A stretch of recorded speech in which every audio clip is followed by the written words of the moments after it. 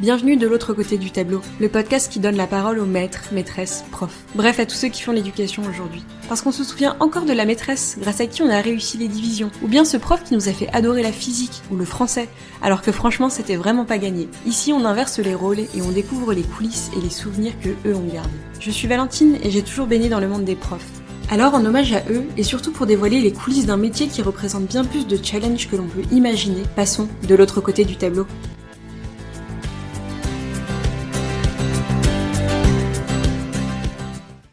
On devient prof avec des idées plein la tête, l'envie de transmettre, de faire bouger les choses. Puis on découvre la réalité, des classes surchargées, des réformes qui tombent sans prévenir, et des enseignants qui s'accrochent tant bien que mal. Marie, elle, a choisi de ne pas rester spectatrice. Dès ses premières années d'enseignement, elle a rejoint un syndicat. Pas pour crier plus fort, mais pour mieux écouter. Un outil pour défendre l'école et celles et ceux qui la font vivre. Être syndicaliste, ce n'est pas seulement brandir des revendications. C'est écouter les témoignages, comprendre les doutes et porter des voix souvent oubliées. Dans cette première partie, elle raconte ses débuts, ses doutes et cette conviction.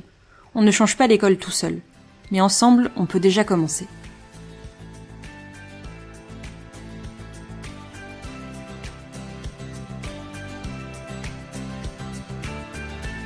Alors bonjour Marie, merci beaucoup de venir témoigner. Est-ce que dans un premier temps, tu peux te présenter et nous raconter un peu ton parcours qui t'a mené, toi, à devenir enseignant?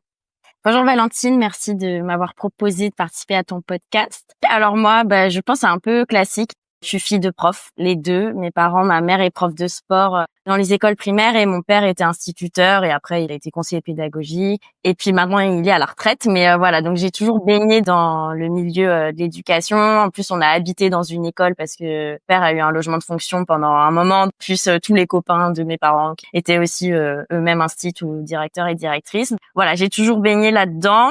Disons qu'aussi, ce qui a compté, c'est que j'ai passé le BAFA à 17 ans. Ça m'a beaucoup plu. Ça m'a permis d'avoir une première expérience auprès des enfants, de gérer un groupe, de faire pas mal de choses. Et je me suis rendu compte que c'était super intéressant, que j'aimais être à leur contact et surtout que je voyais l'intérêt de faire plus, de leur apprendre des choses, quoi. Ça m'intéressait. Ça, j'en étais assez convaincue dès mes 18 ans.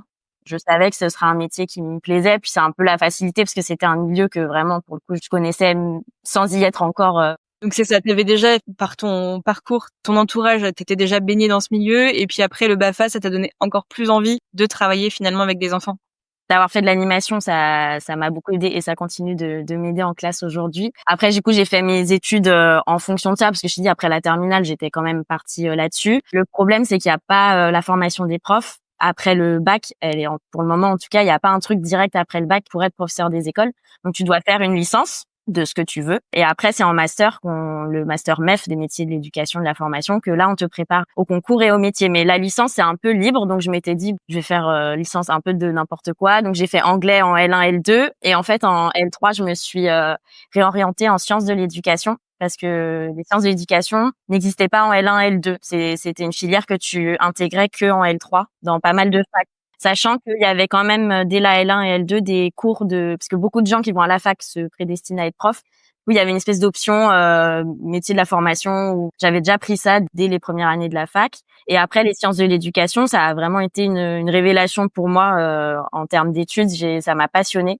Toutes les matières qui étaient enseignées, c'était l'histoire de l'éducation, sociologie de l'éducation, psychologie de l'éducation, enfin voilà. Il y avait l'histoire de comment on évalue, l'anthropologie, tout ce qui est didactique aussi sur les matières. Et ça m'a passionnée. Plus on fait des stages en école, donc ça te permet vraiment de voir un petit peu en vrai ce que ça donne. Et je me suis dit après la licence, c'est sûr, c'est ça que je veux faire. Donc il y a aussi, enfin voilà, c'est pas que mes parents, c'est vraiment pour le coup une vraie Ouais, une vraie passion. Quand t'as fait tes études, t'as été encore plus convaincue que t'étais sur le bon chemin. Puis il y a eu ce truc aussi de quand on t'apprend à apprendre, de dire après c'est à nous. Enfin, je trouve ça fou, tu vois. On sait apprendre à lire à des enfants. C'est compliqué quand tu vois comme ça. Tu dis ok, donc là j'ai un enfant de 4 ans devant moi et je suis censée lui apprendre le code et comprendre ce qu'il va lire, etc. Et essayer tant bien que mal de le mettre en place dans nos classes. Ouais, c'est clair. Et parce que du coup, est-ce que ça, typiquement, c'est des choses que vous avez étudiées pendant le master? La pédagogie, en fait, les ressources que tu peux mettre en place pour justement apprendre aux élèves à lire ou des choses comme ça? Ouais, alors c'est ce qui pêche un peu, je pense, dans la formation. Après, ça dépend peut-être des parcours, des facs, etc. Mais C'est beaucoup de didactique et peu de pédagogie. Donc la didactique, c'est comment t'apprends à apprendre. La pédagogie, ça va être justement par quelle source tu vas passer, quel média tu vas utiliser pour arriver à ton objectif d'apprentissage. Donc à la fac, ça va vite parce que je t'ai dit, la formation se fait sur les 2 ans de master. Moi, à mon époque, le M1, on se préparait au concours et le concours est pas forcément représentatif du métier, quoi. C'est des épreuves et on t'interroge pas devant une classe pour voir comment tu te débrouilles devant des élèves, quoi. Donc le M1 c'est purement didactique pour te préparer aux épreuves et le M2 t'es direct jeté dans la mare parce que t'es à moitié en stage dans ta classe et à moitié encore en formation à la fac. C'est 6 mois du coup d'apprentissage et 6 mois de stage ou c'est en alternance? Alors la plupart du temps c'est 3 semaines, 3 semaines. Ça dépend des départements, mais globalement c'est 3 semaines à l'école, 3 semaines à la fac et on est 2 stagiaires du coup sur la même classe et on s'alterne comme ça pendant la première année de stage. Ok, top.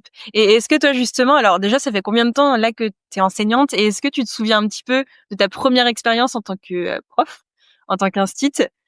Comment tu t'es sentie? C'était quoi un petit peu les émotions ce jour-là? Déjà ça fait 8 ans déjà. Ça va vite. Je me rappelle très bien. En fait, moi, j'ai été sur liste complémentaire, résultat du concours, parce que j'ai très bien réussi toutes les épreuves, sauf une où je me suis vraiment fait saquer par une inspectrice. Et il y avait rien à faire. Et après, j'ai appris qu'elle saquait tout le monde et que de toute façon, elle était là et qu'on pouvait rien faire, parce que le jury est souverain, sauf si tu montres qu'il y a eu discrimination et tout. Donc bon, je me suis fait une raison. J'étais quand même sur liste complémentaire. C'était l'époque où les listes complémentaires étaient quasi assurées d'être recrutées. Surtout, j'étais vraiment au tout début. Donc c'était un été un peu spécial parce que on m'a vite appelé pour me dire que c'était bon. J'étais prise, mais on m'a pas du tout dit ma classe tout de suite. Et en fait, j'ai appris ma classe 2 jours avant la rentrée. Donc j'ai pas du tout pu préparer, rien du tout. Et en plus, j'étais j'étais en maternelle dans une petite section de 32 élèves. 32 élèves en petite section? Ouais. Waouh. C'était l'enfer. Même avant de commencer, je me suis dit ça va être super dur, surtout que je voulais pas forcément de maternelle. On est tous conscients qu'on peut faire les deux, Ouais. mais maternelle et élémentaire, mais on a plus ou moins quand même des préférences. Et moi, je savais parce que j'ai fait de l'animation et tout, je voyais ce que c'était avec les petits et je savais que je préférais être avec les plus grands. Mais bon, j'avais pas le choix, c'était comme ça. Donc le début de l'année a été super dur parce que tout s'est enchaîné, quoi. Et en fait, tu sais pas faire ce métier quand t'arrives. T'as juste passé ton concours et c'est tout. Et d'un coup, tu commences, t'as 3 semaines d'emblée et tu dois enchaîner avec des petites sections pour qui c'est la première fois aussi parce qu'ils découvrent l'école, en fait, en même temps que toi. La spécificité de la maternelle, c'est que tu vois les parents tous les jours. Donc moi, j'avais genre 21 ans et donc voilà, c'était pas la meilleure année, mon année de stage. Après, j'ai appris que la maternelle, c'était pas mon truc. Et du coup, quand toi t'arrives là, ce premier jour, est-ce que t'es stressée? Est-ce que tu sais à peu près comment ça va se passer parce que t'as déjà fait un petit peu d'animation? Comment tu te sens du coup? Moi, je suis pas stressée par le groupe parce que vraiment, le fait d'avoir fait de l'animation, même si j'ai 30 enfants devant moi, c'est pas ça qui m'a stressée. Après, c'était plus au niveau des apprentissages, comment tu construis tes séquences et qu'est-ce qu'on doit leur apprendre en petites sections en fait et comment je vais construire tout ça tout au long de l'année. Et comme j'ai pas eu le temps de préparer en amont et que notre métier il demande énormément de temps de préparation, c'est ça qui a été difficile en fait pour moi cette année-là et après ça arrive une fois que tu es titulaire aussi d'apprendre 2 jours avant la rentrée quelle classe tu vas avoir, c'est pas spécifique à ce qui m'est arrivé, mais disons que quand en plus tu débutes, c'est encore plus compliqué. Ça, c'était assez angoissant, tu sais, quand t'as tes 3 semaines à la fac de formation et que l'école arrive, on a tous ce stress qui revient de dire purée, c'est reparti pour 3 semaines, qu'est-ce que je vais faire pendant ces 3 semaines? Donc au début de l'année, c'était un peu angoissant là-dessus, puis au fur et à mesure, on trouve le rythme, on est suivi aussi par des tuteurs et des tutrices qui sont censés nous accompagner et nous conseiller. Donc voilà, au fur et à mesure, ça va quand même de mieux en mieux. Ouais, heureusement. Et du coup, toi, avec l'autre personne avec qui tu gérais la classe, est-ce que vous aviez un suivi toutes les deux? Est-ce que vous travaillez un petit peu ensemble? Ou c'était 2 personnes dans 2 facs différentes? Alors, on est forcément rattachés à la même fac. Donc, mais par contre, du coup, du fait de l'alternance, on se voit jamais. Il y a quelques moments de tuilage où on est ensemble, à 2 dans la classe, mais à mon époque, c'était pas tant que ça. Et après, c'est comme tout, quand il faut travailler ensemble, à 2, peu importe. Ça dépend un peu sur qui tu tombes. Cette année-là, je suis pas tombée sur une binôme où c'était facile de tout concevoir ensemble. Donc on faisait un peu chacune nos trucs toutes les 3 semaines en se disant qui avait fait quoi et sur quoi on partait pour les 3 semaines qui arrivaient. Mais du coup, ça a pas trop aidé non plus. Et pareil, ça s'apprend de travailler en équipe, tu vois. Et ça, c'est un truc pour le coup qu'on t'apprend pas du tout, alors que tout le monde sait que l'année de stage, on la passe à deux, quoi. Donc voilà. Pour moi, en tout cas, mais j'étais pas la seule. C'était un peu moitié-moitié. Il y en avait avec qui, bah, c'est super, tu tombes sur quelqu'un avec qui tu t'entends bien, t'as la même vision de l'école. Et d'autres, bah, avec qui c'est pas le cas. Et du coup, c'est un peu plus compliqué. Après, ça empêche pas de faire, mais c'est pas le plus efficace. Surtout que les parents, ils apprennent vite que t'es stagiaire. Donc bon, voilà, il y a cette pression-là aussi à surmonter.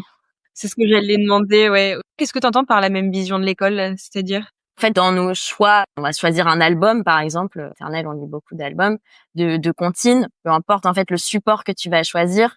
Derrière, il y a toujours des intentions. Et tu peux suivre ce que l'inspection ou le ministère te recommande de faire, ou tu peux voir les choses à ta manière si tu estimes que ça permet aux élèves de s'émanciper plus. Ok, hyper intéressant. D'accord, donc du coup, première année un petit peu compliquée, mais du coup, tu te dis, bon, je lâche rien, on continue de toute façon. Et alors, la deuxième année, comment ça se passe? Comment t'évolues un petit peu à la suite de ton M2?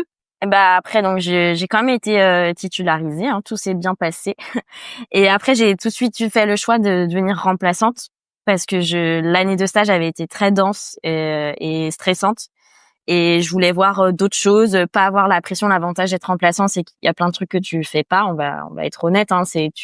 T'as pas à gérer les parents au quotidien. Il y a des réunions que tu fais pas parce que tu restes pas longtemps dans l'école, donc ça sert à rien de participer à certains conseils des maîtres ou voilà. Et surtout, tu brasses plein de choses, plein d'écoles et plein de niveaux différents, plein de méthodes de collègues différents. Et ça, je voulais un peu en profiter pour me former là-dessus. Et ça a été très formateur de voir plein de niveaux différents. En plus, ils font quand même attention, si on préfère la maternelle ou l'élémentaire, qu'il y a tellement de gens à remplacer que normalement, ils peuvent quand même prendre en compte nos préférences. Donc, j'ai fait beaucoup d'élémentaire et vraiment, encore une fois, ça a été révélation. Je me suis dit, OK, en élémentaire, je kiffe vraiment. C'est là que je suis à l'aise et c'est ça que je veux faire et je vais continuer. Trop bien. Parce que du coup, là, donc, à cette première année-là, tu demandes du coup à être remplaçante. Et c'est-à-dire que toutes les semaines, tu vas changer d'école. Il y avait 2 types de remplacements, les remplacements courts et les remplacements longs. Donc, on pouvait choisir soit l'un, soit l'autre comme type de poste.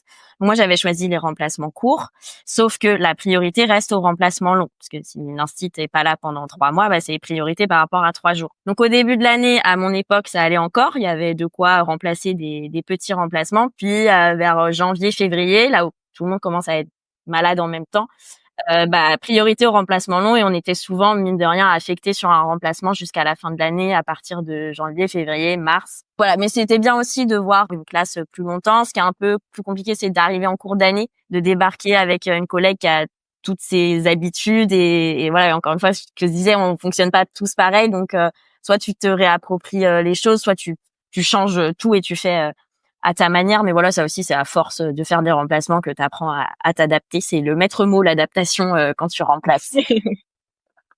Trop bien, génial. Ok, donc ces premières années t'ont permis un petit peu de savoir un petit peu où tu allais. Ensuite, du coup, tu es devenue syndicaliste. Est-ce que tu peux nous raconter un petit peu comment ça s'est fait? Qu'est-ce qui t'a poussé à évoluer dans ce sens-là? Ouais, alors il y a plusieurs choses. C'est vrai que c'est allé vite. Donc j'ai fait mon année de stage, mon année de T1, on dit de la première année de titulaire, et l'année de T2, j'ai obtenu une décharge syndicale. Mais avant ça, j'étais déjà syndiquée dès mon année de stage. Donc en fait, quand tu arrives le premier jour à la fac pour ta rentrée de stagiaire, il y a la MGEN, la Maïf et les syndicats qui t'accueillent et la BRED et tout ça. Donc c'est un peu voilà, il y a un peu tout ça qui t'arrive. Tu te dis OK, ça y est, je suis une adulte, enfin je prends une assurance, une banque de profs, la sécu, bref. Et moi, je savais par contre que le syndicat, c'est un truc que je voulais faire, enfin je voulais adhérer, sauf qu'il y en a plusieurs et j'y connaissais pas grand-chose. Donc en fait, je suis rentrée à la maison avec mes petits prospectus, je vivais chez mon père et je lui dis bah je vais chez qui? Il me dit SNUPP direct. J'ai fait OK et en fait, je cherche pas trop, je me dis c'est mon père, ça fait 40 ans qu'il est syndiqué là-bas, c'est que c'est bon quoi. Du coup, je cherche pas trop, je lui fais confiance, je me syndique à la FSU SNUPP et après du coup comme je suis syndiquée, je reçois les infos et ça m'intéresse donc je lis, je m'aperçois que ça va, c'est un syndicat qui correspond à mes valeurs quand même. C'est quoi du coup, si tu peux nous rappeler ce que c'est, enfin les Ouais, initiales? tout à fait. Alors ouais, c'est tous les syndicats, il y a beaucoup de lettres parce que on appartient tous souvent à une fédération de syndicats qui regroupe plusieurs syndicats. Donc moi, je suis à la fédération de la FSU, Fédération syndicale unitaire, qui regroupe que des syndicats de la fonction publique, 23, dont 9 dans l'éducation. Et pour le premier degré, donc pour les écoles, c'est le SNUPP. Donc syndicat national unitaire des instituteurs, institutrices, professeurs des écoles et PEGC qui sont des collègues premier degré mais qui enseignent au collège. On pourrait encore changer de nom parce qu'en fait on syndique les AESH, les psys, voilà, ça va venir, mais on va dire c'est historique. Ok, top. Donc du coup, tu te retrouves avec tous ces prospectus, tu demandes à ton père quel est le meilleur, parce que toi, t'avais cette partie syndicaliste. Du coup, c'est parce que t'avais envie de t'investir pleinement dans cet axe-là. Tu savais qu'il y avait un besoin, ou comment ça t'est venu en fait? Alors ça m'est venu encore une fois de ma licence sciences de l'éducation où on avait eu un cours dédié à ça, au syndicalisme enseignant et la création. Donc ça a été vraiment un cours passionnant pour moi, mais je militais pas spécialement ni dans un parti ni ailleurs. Et le syndicat, ça m'a vraiment parlé parce que c'était une forme d'engagement via ton métier. Et nous, c'est un métier qui a tellement de sens et qui est porteur de tellement de choses que je trouvais que militer via le syndicat par rapport à un parti politique, moi en tout cas ça me correspondait mieux. Et quand tu sais comment les instituteurs à l'époque se sont organisés collectivement quand ils ont commencé à avoir un vrai statut, que leur corps de métier s'est construit, qu'ils ont compris qu'il fallait le défendre. J'ai dit ok, donc aujourd'hui on en est là. J'ai compris par ce cours que en fait c'était important d'être syndiqué, que au moins c'était la base. C'était pas forcément de militer derrière, mais au moins d'adhérer. On peut pas tous s'impliquer à 100%, mais au moins tu adhères et après bah si tu peux tu fais plus, mais on va dire comment c'est la base. Trop bien. Du coup, toi, tu te dis, j'ai envie de m'impliquer un petit peu plus sur cet aspect-là. Donc, après tes premières années d'enseignement, comment tu switches en fait? Parce qu'il me semble que maintenant, du coup, tu es un petit peu plus sur la partie syndicale que dans les écoles. Tu peux nous raconter un petit peu tout ça? Ouais, en fait, on propose plein de choses, notamment il y a des réunions d'information syndicale et des stages de formation syndicale. On a le droit à 12 journées de formation syndicale par an, remplacées sur temps scolaire et payées normalement. Enfin, c'est ce qu'on appelle les autorisations d'absence de droit. Donc, je fais ces fameuses formations que mon syndicat me propose, qui sont super intéressantes. On essaye toujours maintenant c'est moi qui les fais, donc, mais on essaye toujours de faire une partie un peu militante syndicale le matin et une partie pédagogique l'après-midi ça peut être n'importe quel thème, maths, français, sciences, EPS, enfin vraiment il y a un peu de tout parce que ce qui est important de dire c'est que la formation continue, elle est de plus en plus imposée, ça va être maths et français et on va te dire sur quel sujet. Et donc il y a plus de formation choisie. Et pour nous ça c'est super important de proposer ce cadre-là aux collègues. Et moi on va dire que je suis entrée là-dedans comme ça, je me suis dit ces formations elles sont super super importantes en fait à faire et ça nous permet aussi de nous retrouver dans un autre collectif que celui de l'école, qui est pas forcément les collègues tu les choisis pas quoi, donc c'est dans certaines écoles ça va super bien se passer, on va travailler ensemble et c'est bien, et dans d'autres ça va pas être le cas et beaucoup de collègues se sentent seuls. Et moi j'ai trouvé dans le syndicat ce collectif choisi en fait, et ça permet de réfléchir ensemble sur le métier différemment, de dire que si on fait toutes les formations dans ce syndicat, c'est qu'on a à peu près la même vision de l'école et de la société, donc ça permet d'avancer ensemble voilà, intelligemment. Et donc je sors de ces formations, donc je discute avec les collègues qui les animaient et je dis bah moi j'aimerais bien m'impliquer un peu plus dans le syndicat. Tu sais, je proposais mon mercredi après-midi quoi. Je disais il y a pas école le mercredi après-midi, je peux venir, je sais pas, aider, faire des trucs. Je savais pas du tout ce qu'il y avait à faire. Ma collègue me dit carrément bah écoute, faut déjà que tu te fasses un peu connaître auprès des autres, tu peux venir au conseil syndical, c'est notre AG, notre assemblée générale où on réunit tous les collègues syndiqués. En tout cas, on invite tous les collègues syndiqués. Tous ne viennent pas. Heureusement, parce qu'on n'aurait pas la place de toute façon. Mais voilà, c'est des réunions. Voilà, faut aimer. Hein, c'est 3 heures de débat assez intense. Il y a un ordre du jour sur l'actualité de l'école. Qu'est-ce que notre syndicat porte sur tel sujet et qu'est-ce qu'on va mettre en place pour y arriver. Et en fait, t'apprends vachement et petit à petit, tu prends confiance. Tu commences à parler aussi dans ce genre de réunion. En fait, je savais pas que ça existait la décharge, je savais même pas ce que c'était. On pouvait ne pas être en classe et faire autre chose. Comme on n'est pas en classe, les collègues ont l'impression qu'on fait rien. C'est un peu, y a pas que nous. Hein, quand tu passes conseiller pédagogique, t'es plus devant élèves. Dès que t'es plus devant élèves, il y a un peu ce truc, ce cliché de bah ouais c'est bon, ils ont pas les élèves à gérer, ça va quoi. Sauf que c'est juste différent. Oui, c'est ça. Et du coup, comment tu fais cette demande-là? Parce que là, du coup, tu participes de plus en plus à ces réunions, tu deviens de plus en plus impliqué. Quel moment tu switches, en fait? Est-ce qu'il y a un moment, du coup, où tu te dis vraiment, OK, en fait, j'ai vraiment envie de m'engager sur cette partie-là plus que effectivement d'être avec les élèves ou en tout cas d'enseigner en classe? Ouais, ça se fait un peu naturellement. C'est-à-dire que c'est pas moi qui propose d'avoir une décharge, quoi. C'est les camarades. À force, disent, bah Marie, elle est vachement impliquée. On va lui proposer, si elle veut bien, d'avoir une décharge et de venir 1 jour, 2 jours pour commencer au syndicat. Donc ça veut dire que tu fais moitié école et moitié syndicat. Et moi j'ai été là, ok, je sais pas du tout ce que c'est, mais sur le principe, pourquoi pas, tu vois. Même si je débute, c'était pour moi une manière d'entrer dans le bain vivement et de concrètement donner du sens au fait d'être syndiquée. Je voulais vraiment faire plus, et là je me suis dit bah c'est le plus et tant mieux si je commence comme ça, bah je vais apprendre plein de trucs.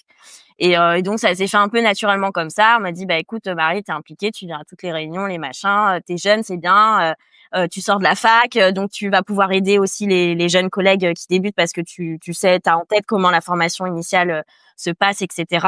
Et franchement, la proposition m'a plu. Je me suis dit, bah, pourquoi pas, ça se tente. On verra bien. Et voilà. Et du coup, dès ma deuxième année de titulaire, en fait, j'ai eu la décharge syndicale, et j'étais donc toujours remplaçante. Donc, quand j'étais en classe, je faisais mes remplacements 2 jours par semaine, et les 2 autres jours, j'étais au syndicat. Voilà. Et en fait, depuis, ça a pas changé. J'ai toujours la décharge comme ça. Pour le moment, ça me plaît. Je mets encore plus de sens à ce que je fais au syndicat, tout en étant un pied dans la classe. Donc certes moins que les autres collègues, mais pour moi c'est important de continuer à avoir ma classe et d'être devant élèves, déjà parce que j'aime ça, et aussi si on peut pas parler sans être sur le terrain et revendiquer des trucs, de choses qu'on vit pas. Enfin on est juste voilà, on est déchargé, donc c'est à dire qu'on a une partie de notre temps qui est dédiée au syndicat, mais on essaye la plupart du temps de pas l'être à 100% et de toujours garder un pied dans les écoles. Complètement, je te rejoins totalement. C'est quoi un petit peu les grandes batailles que tu mènes en ce moment? Est-ce qu'il y a des sujets qui sont récurrents, qui reviennent souvent, sur lesquels tu te bats? Ou c'est vraiment en fonction de l'actualité, de ce qui se passe un petit peu au quotidien? C'est clairement souvent les mêmes choses, parce que la politique de Macron, face à laquelle on est depuis beaucoup trop d'années maintenant, c'est la même, et c'est attaque sur attaque. Donc nous, nos revendications, elles sont pour le moment très peu écoutées avec ce genre de gouvernement. Donc nos revendications, c'est toujours les mêmes. La grande ligne qu'on suit, enfin en tout cas dans mon syndicat, à la FSU en général, c'est de porter une société plus juste, plus solidaire, plus écologique, plus féministe. La FSU, c'est vraiment une fédération de plein de syndicats de la fonction publique, donc on parle pas que école. On pense la société vraiment autrement, et du coup, même nous au SNUPP, notre syndicat école, on va toujours avoir un avis sur les sujets de société, sur les migrants, sur le féminisme, sur l'écologie. En fait, nous, on pense qu'on peut changer l'école parce qu'il faut changer la société, et l'un va pas sans l'autre. On n'est pas un syndicat, ce qu'on appelle corporatiste, donc on voit pas que métier, on voit vraiment à l'échelle de la société comment on peut faire bouger les choses. Certes, il faut changer l'école, mais le but c'est quand même pour tout le monde, et après pour que l'école soit émancipatrice et fasse réussir tous ses élèves. Et pour ça, bah les revendications, c'est revalorisation salariale des enseignants sans contrepartie, moins d'élèves dans les classes, plus de postes. Là, à Paris, on va se prendre 110 fermetures de postes, un quart des fermetures au niveau national. Donc, c'est énorme, alors qu'on manque de remplaçants, qu'on manque d'enseignants spécialisés, on manque de formateurs. Il y a zéro moyen pour l'inclusion. Il y a, je sais pas, des centaines d'élèves qui ont des notifications MDPH qui n'ont pas d'AESH, parce qu'il n'y a pas d'AESH, parce que eux-mêmes, pour un métier très difficile, sur lequel ils sont pas formés. Ça, c'est problématique. Il y a plus de place dans les structures spécialisées pour les élèves qui en auraient besoin. T'en as parlé dans l'épisode sur l'inclusion, c'était super intéressant, mais c'est un vrai sujet aujourd'hui du quotidien. Mais énormément de collègues qui sont confrontés à ces problématiques-là, et ça a des conséquences dans nos classes tous les jours. Et surtout, ça fait partir les enseignants en fait qui sont complètement découragés, qui se disent en fait rien n'est fait effectivement pour nous soutenir et nous préparer à ce qui nous attend. C'est super difficile parce qu'on est très vite dépassé. En fait, ça relève très vite plus de nous. Et on a beau, même nous aussi au syndicat, accompagner les collègues là-dessus. À un moment donné, s'il n'y a pas les gens, enfin par exemple les AESH, il y en a pas. On a beau se battre, s'il y a personne, il y a personne. Donc on se bat pour qu'ils aient un statut, etc. Mais c'est long. Enfin à court terme, en fait, c'est compliqué. Et en fait, voilà. Donc ces grandes lignes-là, en tout cas, c'est la priorité actuelle en ce moment si on veut faire bouger l'école et faire en sorte qu'elle aille mieux. Donc premier point, ce serait déjà effectivement la revalorisation des salaires et au niveau. Alors comment toi tu vois les choses, parce que du coup effectivement il y a une grosse pénurie. En fait, qu'est-ce qui pourrait rendre les choses pas plus attractives, parce qu'il y a beaucoup de personnes qui ont cette vocation-là, mais en tout cas faire que sur du long terme, les personnes qui se dirigent vers cette voie-là aient envie de rester. Comment tu vois un petit peu tout ça pour redonner envie et revaloriser un petit peu le métier, tout simplement? L'attractivité du métier, c'est un des facteurs très importants. Comme tu disais, les gens ont pas forcément moins envie d'être prof qu'avant, parce que ça reste le même métier avec les mêmes objectifs. Mais par contre, c'est pas du tout les mêmes conditions que même quand moi j'ai commencé. Et voilà, c'était il y a une dizaine d'années, par exemple, tu demandais une mutation pour changer de département, tu l'avais. Aujourd'hui, c'est mort. Mais c'est pas des blagues, quoi. C'est sortir de Paris, il faut avoir 1000 points. Moi, si je compte mes points, j'ai genre 50 points pour te donner une idée. Je suis pas mariée, j'ai pas d'enfant, je suis pas malade. J'ai 50 points. Et pour partir de Paris, il en faut à peu près 1000. Donc en fait, tu pars pas, c'est ce qu'on appelle un département prison, et il y en a plein d'autres. Parce que pourquoi on te laisse pas partir? Parce que personne ne passe le concours, et encore moins dans la région parisienne où les loyers et la vie est plus cher, alors qu'on a les mêmes salaires qu'ailleurs. Donc les gens sont conscients de ça. Donc même si tu as envie d'être prof, tu dis en fait tu réfléchis, parce que tu dois vivre et manger aussi à la fin du mois, et tu dis c'est peut-être pas le meilleur plan en ce moment, quoi. Donc évidemment qu'il faut que le métier soit attractif. Il n'y a pas que la partie salariale, il y a aussi nos conditions de travail. Et sur les risques psychosociaux, le sujet est en train de se renforcer ces dernières années, parce que les collègues vont pas bien. Enfin, moi j'ai un biais du syndicat, parce que forcément quand on nous appelle, c'est très généralement quand ça va pas bien. On est un peu la roue de secours des collègues qui savent plus quoi faire et qui appellent le syndicat pour savoir comment ils peuvent être aidés et accompagnés. Et c'est un rôle super important qu'on a. Mais ça, surtout les conditions de travail, on a de plus en plus d'injonctions qui viennent dans tous les sens. C'est-à-dire qu'on nous rend exécutants de notre métier. Et nous, ce qu'on prône à la FSU SNUPP, c'est le fait d'être concepteur et conceptrice de notre métier. C'est-à-dire qu'on n'a pas besoin que le ministère nous donne des guides orange pour nous dire c'est quoi la bonne méthode pour apprendre à lire au CP, et pour les maths ce sera la méthode Singapour, parce que là-bas ça marche bien, vous allez tous faire ça et vous allez voir tous vos élèves vont savoir compter. Ça fonctionne pas comme ça en fait. Quand tu as 30 élèves devant toi, selon qui tu es, selon dans quelle école t'es, si t'es en ville, si t'es à la campagne, si t'es en REP+, si t'es en éducation hors éducation prioritaire, tout ça, c'est des facteurs très importants qui font que d'une année à l'autre, tu vas pas proposer les mêmes apprentissages, les mêmes supports à tes élèves. Donc, en fait, s'il y avait une méthode unique qui fonctionnait, on le saurait depuis longtemps, et c'est pas le cas. Et ça, vraiment, ça nous bouffe au quotidien, toutes ces injonctions, parce que ça nous met des pressions, en fait. Si on le fait pas, on est quand même fonctionnaire, on doit fonctionner et faire ce qu'on nous dit de faire, toujours en gardant l'esprit critique, c'est-à-dire qu'il y a des limites. Et c'est pour ça qu'on est là aussi pour protéger les collègues. Quand nous, on estime que ça, faut pas le faire parce que c'est dangereux pour nos conditions de travail, pour les élèves, le syndicat, le collectif qui est là derrière protège les collègues. C'est-à-dire si vous faites pas ce qu'on vous demande de faire, nous, on est là derrière pour vous protéger et faire en sorte qu'il vous arrive rien.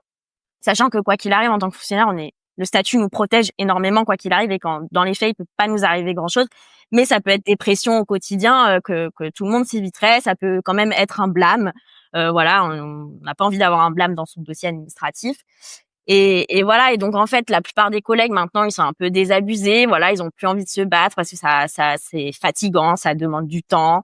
Et du coup, on finit par faire ce qu'on nous demande de faire, les évaluations nationales pour évaluer les écoles, les évaluations des élèves de CP. Maintenant, cette année, là, ils ont généralisé les évaluations à tous les niveaux de classe dans l'école élémentaire. Ça nous prend un temps fou. C'est des trucs qu'on nous sort comme ça et qui n'ont aucun sens. Vraiment, il y a des exercices, c'est aberrant ce qu'on leur demande de faire. Encore une fois, selon le niveau de tes élèves, il y a des trucs, ça les met en difficulté énorme, et c'est des trucs que tu dois lire et vous avez 30 secondes et t'as ton élève qui pleure parce qu'il a pas réussi. Non, sur le fichier, il y a marqué 30 secondes, faut passer à autre chose.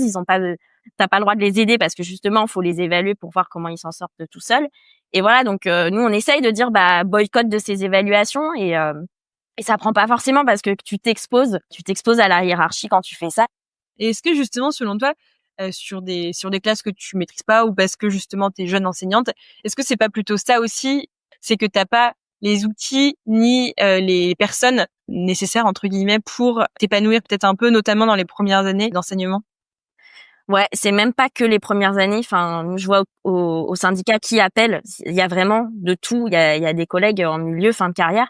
Tu tombes une année où il y a un élève qui est pas pris en charge, ça te bouleverse toute ton année, quoi, et t'arrives pas à avancer parce qu'il y en a un voire deux qui sont soit en situation de handicap et qui sont pas suivis, soit des élèves qu'on appelle maintenant hautement perturbateurs. Et il y en a de plus en plus, c'est-à-dire des élèves qui sont ingérables et ça te dépasse complètement, mais ils sont là quand même et il faut faire avec, pour les autres aussi.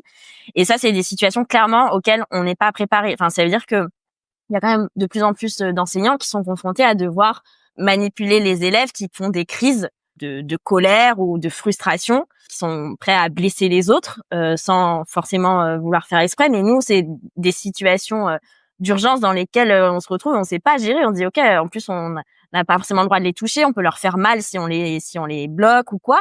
Donc c'est super compliqué, mais c'est vraiment le quotidien de plus en plus d'un site. J'exagère pas. Enfin, moi cette année, je suis dans une classe où tout va bien et je touche du bois parce que je sais que ça va pas durer longtemps. En fait, l'année dernière, c'était horrible. J'avais des cas très compliqués et vraiment ça tourne et on sait que c'est de plus en plus quoi. Et on est très vite seul face à ça. Donc on essaye, le but c'est d'essayer de trouver des solutions en équipe parce que c'est des élèves, c'est pas les élèves de la classe, c'est des élèves de l'école hein. Et du coup on essaye de trouver ensemble des solutions. Donc ça va être parfois des emplois du temps, ce qu'on dit partagé, c'est-à-dire que l'élève le lundi matin en fait, il est pas chez toi, il est chez les CP, puis après il est chez les C1, il tourne un peu comme ça, tu l'as un peu moins. Mais bon, quid de l'apprentissage, c'est chez cet élève qui circule de classe en classe. Voilà, ça c'est pas forcément la solution la plus pérenne. Et après, c'est compliqué parfois de convaincre les parents, c'est compliqué d'avoir la hiérarchie avec soi. Et voilà, donc nous, le syndicat peut aider, c'est-à-dire on peut venir dans les écoles quand c'est en crise comme ça, et parce qu'on a l'habitude, on a géré plein d'autres situations. On peut conseiller aux collègues quoi faire, qui contacter, qui faire venir dans l'école, dans la classe. Il y a des professeurs ressources, il y a des dispositifs récolte pour n'en citer qu'un, que voilà, des enseignants qui viennent plusieurs semaines dans la classe observer et de proposer plein de choses par rapport à ce qu'ils ont vu. Donc il y a des choses qui existent, parfois on n'est même pas au courant, donc c'est pour ça aussi qu'il faut toujours avoir le réflexe d'appeler le syndicat. Mais quelle que soit la question, même si elle paraît bête, déjà vérifier auprès de nous parce que nous on a toujours l'habitude. Les règles, les choses changent d'année en année et nous on est toujours au fait des choses. Donc voilà, on est là, on peut pas tout régler, mais ce que je retiens en tout cas de ce qu'on fait au quotidien, c'est qu'on est là pour les collègues et parfois juste de leur répondre au téléphone, ils disent mais ça fait tellement du bien de se sentir écouté et à la fin de l'appel, j'ai rien réglé, j'ai juste écouté la personne et les collègues ça leur fait du bien parce qu'au rectorat personne ne leur répond, souvent la hiérarchie elle met du temps aussi, elle apporte pas forcément les réponses que les collègues attendent et donc nous on a ce rôle-là un peu de médiateur qui est je trouve super important par rapport au retour qu'on a des collègues qui nous disent mais heureusement que vous êtes là quoi. Ouais, c'est presque plus un rôle de psychologue en fait, enfin ou juste comme tu dis d'écoute de j'entends, je comprends. C'est une des facettes d'être syndicaliste parce qu'il y en a beaucoup d'autres, mais celle-là c'est celle qui m'a le plus marquée parce qu'on a quand même pas au quotidien mais souvent des collègues en pleurs, enfin des collègues qui vont pas bien et tu vois moi j'ai commencé tôt et t'es au téléphone, t'as 23 ans et t'as une collègue de 50 ans qui est en train de craquer et bah je fais avec voilà ce que moi je porte humainement et ce que je connais et ce que j'ai appris et ce qu'on peut lui conseiller de faire, mais en fait c'est des collègues qui ont juste besoin à ce moment-là d'être entendus et c'est déjà beaucoup. Donc ouais, c'est une facette importante de ce qu'on fait, mais qu'on nous apprend pas plus et qu'on apprend aussi sur le tas.